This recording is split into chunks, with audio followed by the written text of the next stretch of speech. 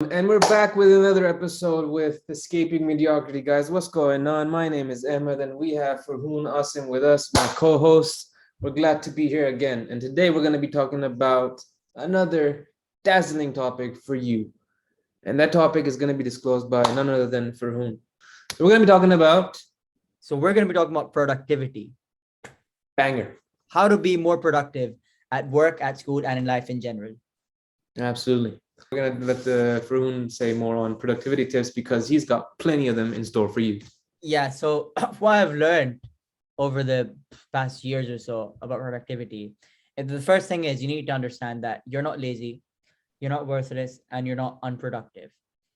Your systems for productivity are bad. So being productive is not about being that productivity hardworking guru who can sit on his laptop and code for 8 hours. No, it's not that. It's more about how good are you at building systems to prevent you from being unproductive and to prevent you from being procrastinating. So a very simple one, and you've heard this before, but you've probably not done it, is if you work from your room, let's say you work from home, you've got a corporate job and you're working from home, and you've got a desk in your room and your phone's right next to it, and you find yourself checking Instagram or Snapchat or whatever after every 15 minutes, it's the only fault you have. Checking your phone is not your fault. You having the phone on the desk is your fault. Just try keeping your phone in the other room or in the kitchen or like somewhere downstairs if you live at your parents' house or whatever, and then try working. You will guarantee double your productivity minimum. You will not walk out. You would not go out every 15 But minutes. but but but sorry for a guy like me, and I'm sure there's plenty out there. If I put my phone away, I just start twitching. Like how do we deal with that urge? Yeah, so the thing is, so you need to zoom out a bit, right? So why do you want your phone? I'd say one reason is you operate your songs from your phone or Spotify or Apple Music, right? Hmm. So try to zoom out and try to backtrack why you want your phone, right? So you want to use your phone because you want to change songs, get Spotify on your laptop. Hmm. So maybe you want to check your phone after every 15 minutes to check Instagram. It's fine, just check Instagram on your desktop on Google Chrome. The Hmm. user experience on Instagram will be so shit that you're not going to want to check it every 15 minutes. So the thing is, it's definitely doable, and you think you're going to twitch. That's what you think. But have you tried keeping your phone in the other room? Man, I have, but sometimes it's just a course of habit. When I put the phone in the other room, I just automatically, just subconsciously would get up, looking for my phone, scrolling through my phone, and then putting it back in place. But that act in and of itself just makes me lose all focus. And So there's a lot of mind clutter that because of what you're doing, your thoughts just go into the all different sorts of directions, and you can't really pinpoint the one thing that you really want to do at hand. I feel like that as well. And I think this is something, especially our generation, people right now, age between 15 to 30, we struggle with this a lot. And that is mindfulness and focus. So you may find yourself, and we all like walk into a room and we're like, wait, why was I here? That is just because of the, I think I watched a video about this a few days ago, but it's because of the amygdala part of our brain it's constantly like challenging stuff and constantly be like, hey, you should do this, you should do that. And it's not letting you focus. But the short answer is that is normal. And so the long-term fix for that is meditation. Hmm. It's That's the only way you fix that. And meditation, to put it simply, is basically you sitting down for 50 minutes or minimum 10 minutes every day, and you just focus on your breathing. So you try to think of nothing, literally think of nothing, Hmm. and you put in reps to get your brain comfortable with thinking of nothing. But even then, you will have like after every 5 seconds, you'll start thinking about random stuff at work or random stuff at the gym, or your friend who said something mean, or your mom who's making food for you, whatever. The only thing is that's normal. You need to get used to snapping out of that and like shaking your head and getting back to focusing on your breathing.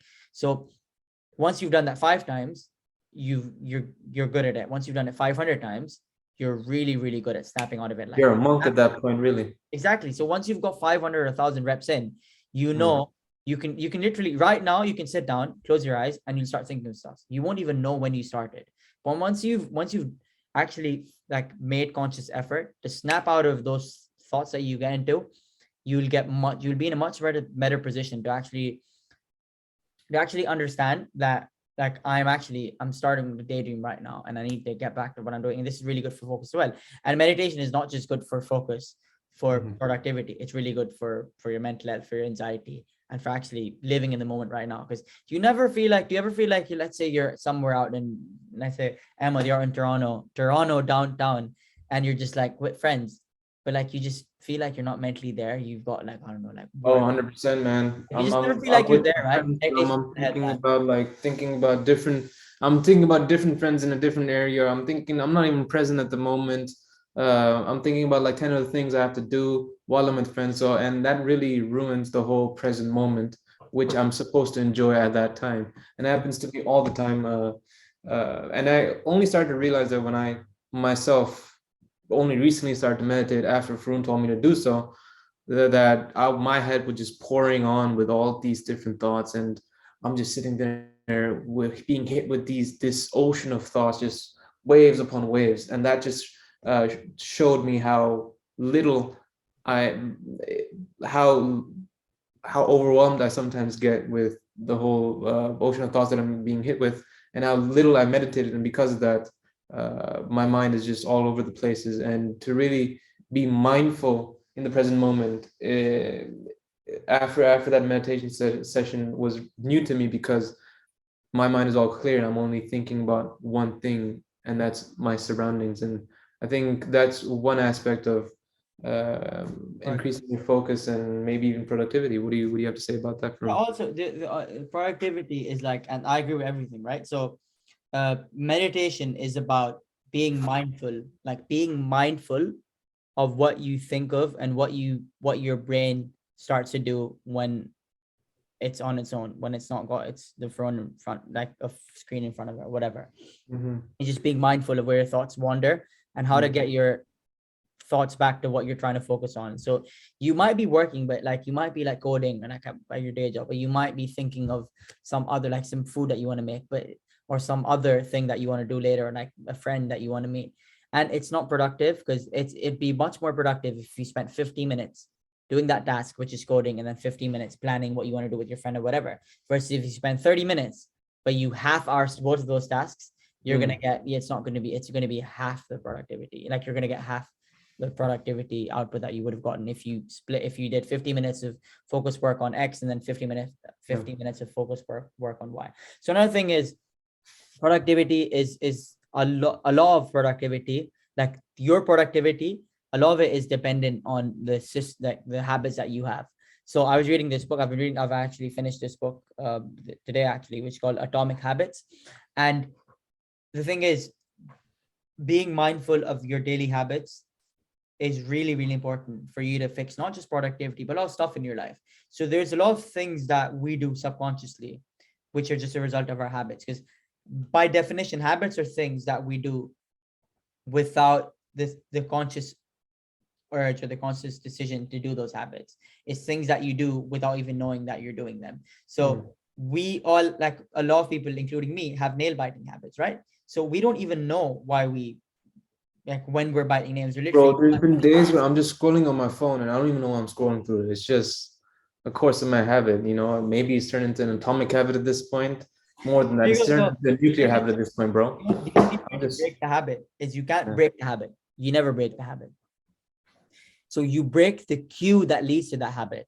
Mhm. So you need to zoom out a bit, and you're like, okay, so I'm trying to fix for nail biting, right? When do I bite my nails? Mm. I bite my nails when I'm not thinking much and when I'm staring at something, or so when I'm on a call, like say for example, and I'm a bit bored and I'm not doing a lot of thinking. Obviously, when I'm trying to like when I'm on a call and I'm running people through a presentation or something, I don't bite my nails. But when Mm. someone else is speaking and I get a bit bored, I start biting my nails. So the cue is a bit of boredom or a bit of anxiety, and I start biting my nails. So once you know that's the trigger, the next time you're anxious or you're a bit bored, keep that in your head. Like you feel a bit bored, literally have like sticky notes on your laptop saying, when you are bored, do not bite your nails. It will sound psycho and it will sound like you're mad or you're some weird ass dude who's doing this stuff. But trust me, all the weird ass dudes do this and they're really good at it. So have like literally sticky notes or stuff on your wall or whatever. Have like a wallpaper on your iPhone. I don't really care. But the Mm. point is that That's the only way you're going to break back one bad habit, right? There's loads of other ways, but I'm just giving you one solution. The only thing is like understanding the problem, understanding why, what leads to that problem, and then solving for that. Because Mm. it's not as straightforward as, oh, I want to quit smoking. I want to quit smoking, so I'm just going to not smoke. Yeah. It might work for 1 out of 99 people, but you need to fight the root cause. So if you can understand why you quit smoking and you try to replace that bad habit, smoking, with another habit, which is more positive to your, adds more to your life than takes away, like smoke takes away your life expectancy and stuff, then what you're doing is you're addressing the why of that habit. Why do you smoke? When you're anxious, stressed, or bored. And then whenever you're any of these three, you have three things that you do when you Yeah. smoke, you are much more likely to at least lower smoking or quit smoking than just quitting smoking out of the blue. That's So that's interesting in the way you put it, because right now, so far, what we've talked about is to become more productive, you sort of have to declutter your mind. And by decluttering your mind, the best way to do that, you would have to meditate and be more mindful of your actions and what you're doing. Then there's another problem that arises of being over ambitious and having a big to-do list. And now you'd want to prioritize what few things that you have to do first and what few things that you have to do later on. How do you handle that? How do you become more productive by maybe doing the few things that you really wanted to get done in that day or in that time frame? Or how do you sort out the tasks that you so want what you to? mean, how do you prioritize, right? Exactly. So there's a couple of ways, right? So when you want to prioritize what you want to work, like what order you want to do stuff in the day, and there's a very old saying which is swallow the frog first thing in the morning, Mm. which means start with the hardest task that you can, because you are much more likely, because you are much more energetic and you've got much more willpower to deal with all stuff in the morning, but like hard stuff in the morning, like get the hard shit out of the way as No, per but here's my argument, man. Here's my argument because I've tried to do this myself. There's this other philosophy where you you start. get overwhelmed by the big task at hand, so you do the smaller, easier ones first to get the Yeah. ball rolling to get to the. So Yeah, how would you argue that? that's a good point. I think you can embed what you said into what I said. See, what you can do is you start with a big task, but you break that big task into loads of small tasks. Okay. Okay. So instead of, so I need to, let's say on Tuesday, I need to present to the founders of the startup that I work for. I need to run them through the competitor analysis that I've been doing for the past month or so. And I've got all of the information on Notion, but I need to put it together. So I know it sounds like a lot. I need to put all of it together. I need to think of a strategy. I need to think of how we want to take this forward in the new year. But that is a lot, right? But what I'll do is to focus on this is literally get all of those slides and all those screenshots and all those emails I've collated, aggregated, literally just get all of them onto PowerPoint. Let's just dump them. That's the first step. The first step isn't to create like a marketing plan or like get like 20 slides and slide 1 to 3. Just no. The first step is to get them on PowerPoint. That is it. So that's how you break a big task, which is basically putting up a massive presentation, a 1-hour presentation, into a small task, which is Yo, dumb. I love that. I love that. I'm sorry to cut you off, but I have to really add on to this and say that taking those small little steps towards the big goal that you're trying to achieve is vital. And the emphasis on taking the small steps in direction of the goal that you're trying to achieve. So for me, I'll give you a counter example. When I was trying to edit a video, and just the thought of me editing a video, it just hurts my head because I don't like editing videos. Okay. And so the first easy step I could get through was to quickly get over a video editing tutorial. Got by that tutorial. Now, when I actually sat down and put my videos into just this media folder, it's just sitting there. And instead of me going through them one by one, clearing them out, I got up and I started washing the dishes. And I'm like, no way. As I'm washing dishes, I'm like, no, I need to get the trash out. Now I take the trash out. Then after I take the trash out, I'm like, wait, let me just do the laundry as well. So in my head, I'm being productive. In my head, I'm like, oh, I'm ticking off. I'm taking off my checklist here. But you're But procrastinating. I'm just putting it off. I'm procrastinating I feel that. in a productive way, and I'm just playing with myself at this point. Yeah. Yeah, and I'm just clowning myself, man. And the whole night went by, didn't do nothing with the video, nothing with the editing, nothing took place. I got tired, I fell asleep. Sorry to cut you off. Sorry. If you guys do that, let us know in the comment section because I Yeah. do. I might be because if I need to cook and I'm like, oh, I don't want to defrost the chicken and start cutting the onions. I'll start making my bed. I'll start cleaning my toilet. But I think I'm unproductive, but I'm still procrastinating in a productive way. So let us know if you do that in the comment section. Yeah. So just to summarize, we've been talking for 15 minutes. Summarize everything that we said, and let me know if you agree or disagree, Ahmed. But it's like productivity is much more about the systems you have placed. The A, prevent unproductive behavior, and B, the incentivize productive behavior. Mhm. So you don't make your bed every morning, think it's gonna get messed up after I sleep in anyways. You think I make my bed so that the next time I come into the room, I look at it and it feels good. Yeah. So that's why you make your bed, so that you feel so that when you come in and you've got, let's say I come back from work and I need to edit videos, I see that and I subconsciously want to be more productive, seeing a neat and tidy room. But then again, it's the way you start off your day as well, man. There's a lot that we can talk about, but we're gonna end it here. Thank you guys for tuning in. And if you found something of use and something of value in this podcast, make sure you leave a like, make sure you subscribe, you hit the bell notification Right now. and you do it now. You don't Now. put it off. Be a little productive and be productive by doing it Now. Bye, guys. Peace out, guys. See you in the next episode.